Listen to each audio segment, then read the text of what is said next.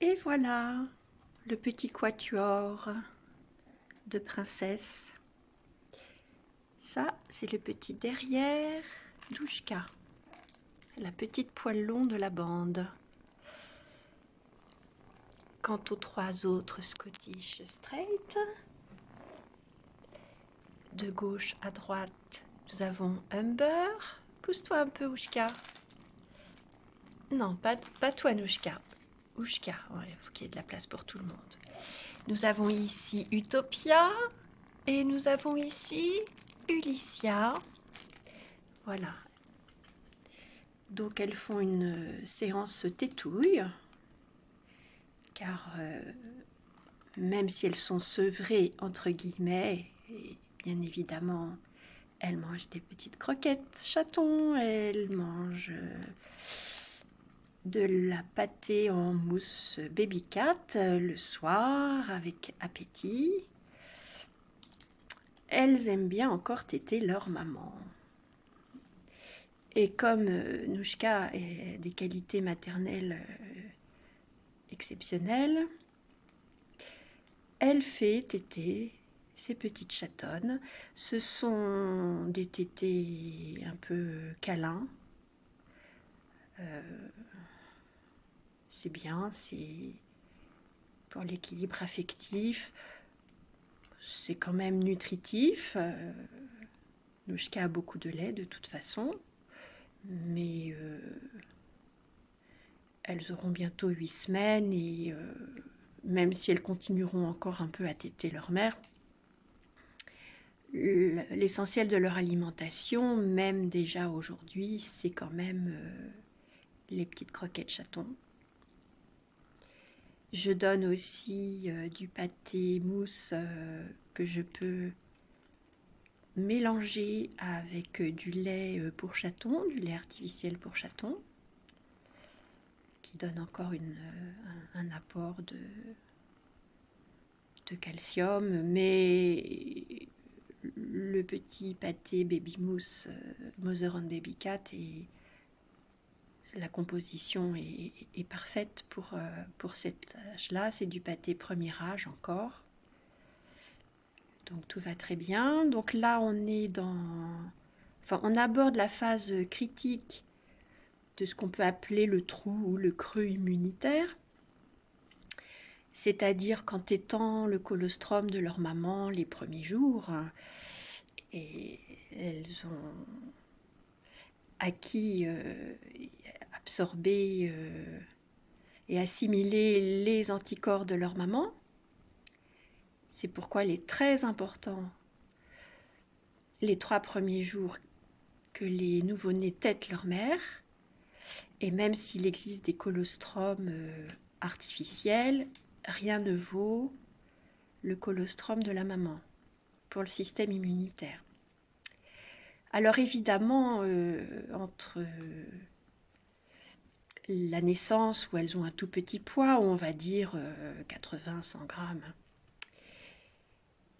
et les 8 semaines où là elles peuvent atteindre on va dire 800 grammes, l'organisme s'est considérablement développé, enfin le corps, et l'immunité est effectivement maternelle et devient de plus en plus faible.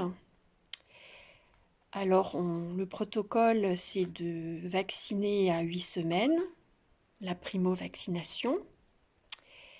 Il ne faut pas le faire trop tôt, parce que, c'est un peu au cas par cas, parce que si elles ont encore suffisamment d'anticorps de la maman, si c'est encore assez élevé, elles réagiront moins bien à la vaccination. Donc c'est trop tôt. Et si on attend au-delà de 9 ou 10 semaines, ça peut être tard. Là, elles sont dans la phase critique donc du creux immunitaire. Elles ont encore trop d'anticorps de la maman pour pouvoir être vaccinées, c'est trop tôt. Mais en même temps, elles sont moins protégées Et donc, elles peuvent être plus sensibles à des petites conjonctivites, par exemple. D'autant plus qu'elles se donnent des peignets et elles peuvent se griffer l'œil. Elles sont pas tendres, elles contrôlent, elles se font pas très mal, mais bon, elles sont un peu maladroites, hein, évidemment. Donc il faut faire très attention à ça et voilà. Donc de toute façon, on nettoie les yeux au sérum physiologique, ça suffit. Et puis si je vois qu'il y a le tissu conjonctif est un tout petit peu rouge, et ben je nettoie plus précisément plusieurs fois par jour avec du sérum ou alors une petite pommade antibiotique. Ça peut aider. C'est voilà, ça peut aider. Bon, alors évidemment, il faut surtout pas laisser passer des petits yeux qui commenceraient à couler, parce que ça pourrait se transformer en véritable conjonctivite, et ça c'est pas bien, c'est à éviter autant que possible. Donc eh ben, il faut nettoyer les yeux. Voilà, il faut nettoyer les yeux tous les jours, même si les chatons n'ont rien. Normalement, les visites ne sont pas recommandées à cet âge-là à cause de ça. À 8 semaines, elles seront vaccinées, il y aura un petit peu de temps de réaction, bon, ça ira.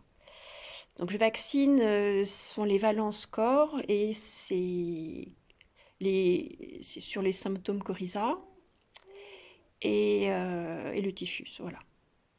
Elles sont bien trop jeunes pour la vaccination contre la rage, ça ne se fait pas.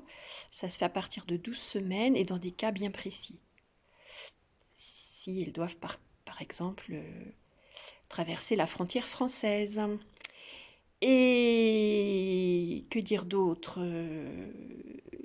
Là, le cause, c'est au choix des adoptants en fonction de l'environnement, du mode de vie, bah, des adoptants et du chat, voilà. Et ça se voit, ça se discute avec le vétérinaire après l'adoption. On n'a pas besoin de les vacciner contre tout, il faut que ça reste utile. Voilà. Il y a une vaccination que je ne fais pas, enfin c'est ma vétérinaire hein, avec qui j'ai rédigé le règlement sanitaire.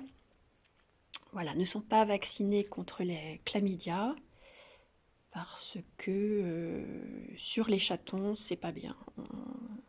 C'est pas très efficace et en plus ça peut créer des problèmes. Donc on s'abstient. De toute façon, dans ma clinique veto, ils ont même plus ce vaccin. Ils ne le trouvent pas efficaces et ils ne sont pas sans effet secondaire. Donc on s'abstient, ça ne sert à rien. Ce qu'il faut, c'est bien maintenir la propreté de la chatterie, ne pas avoir un trop gros effectif aussi, évidemment, ça compte beaucoup. Et puis voilà. Et là, je vais leur donner un petit complément de pâte vitaminée, peut-être un petit peu de Fortiflora pour la flore intestinale. Tout ça contribuant à fortifier leur système immunitaire pour qu'elles soient en pleine forme le jour de la vaccination, car il est toujours mieux de vacciner des organismes en bonne santé. Et oui. Et donc je vais leur donner aussi un vermifuge quelques jours avant cette vaccination, parce que au cas où elles auraient des vers, ce qui en réalité n'est pas forcément assuré. Hein. La mère est vermifugée, bon, mais c'est le protocole et je me pose pas trop de questions, je le fais, ça peut pas leur faire de mal. Et si elles avaient des vers, des petits vers intestinaux, même des œufs, au stade larvaire, la vaccination ne serait pas aussi efficace.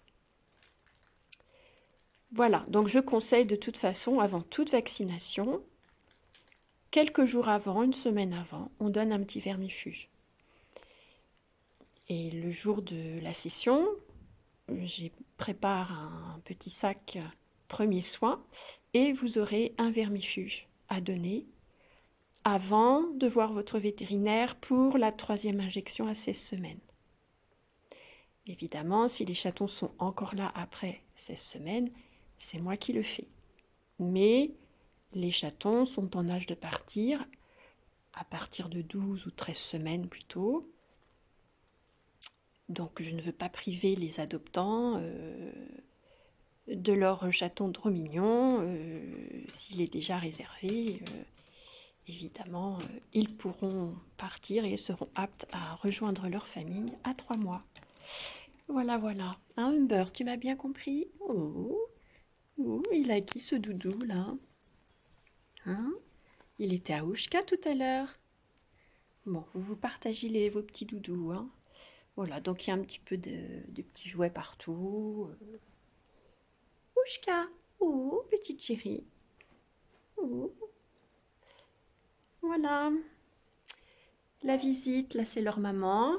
Merveilleuse maman. Et puis bah, j'attends la mise bas de Suzy. Je comprends pas très bien. Voilà, je comprends pas très bien. Ça tarde. Ah, bah voilà, Utopia. Donc, bah évidemment, ils sont propres, hein, vous voyez. Désolée, Utopia, je révèle ton intimité. Voilà, donc ça pose pas de problème. Bon, par contre, à cet âge-là, je continue de mettre un parc à chatons parce que ça les empêche d'aller tout partout. De faire des bêtises, de mordiller des fils électriques par exemple, des choses, voilà, ou de rouler boulet dans l'escalier, même si c'est rigolo. Mais après, de toute façon, j'enlèverai le parc à chatons parce que de toute façon, elles seront intenables et elles voudront courir partout. Et j'ai remarqué qu'il y avait moins, voire pas du tout d'accidents quand, à ce stade, quand même très immature, je mettais un parc à chatons parce que, bon, elles sont jeunes, elles ne sont pas très matures évidemment, leur repère cognitif étant assez limité, il peut y avoir des petits accidents. Là, elles sont bien cadrées. Elles sont bien cadrées, voilà. C'est important et je remarque que je n'ai pas de petits accidents en les cadrant. Et une fois qu'à 2 mois et demi, je lâche les petits fauves, je ne retrouve pas de petits caca sous les meubles. Bon, mais on n'est jamais à l'abri du moindre petit accident. Mais de toute façon, un chaton acquiert la propreté d'une façon innée. C'est extrêmement rapide. Ils imitent leur mère et ils ont cet instinct. Là, c'est Oushka qui fait la visite. Et c'est très rapide, ça n'est pas comme un chiot, nous n'avons pas besoin de les éduquer. Par contre, il ne faut pas leur faire prendre de mauvaises habitudes. Et on est là pour y veiller. Et les adoptants, après, ils seront là aussi pour y veiller. Bon, bah oui, on va te laisser. Ah, j'entends une bagarre. Utopia, non, c'est pas toi qui te bagarre. C'est Ulycia? Ah, le se... Oh, elle se jalouse la souris. Et les filles.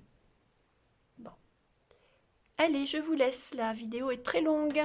Au revoir, à bientôt.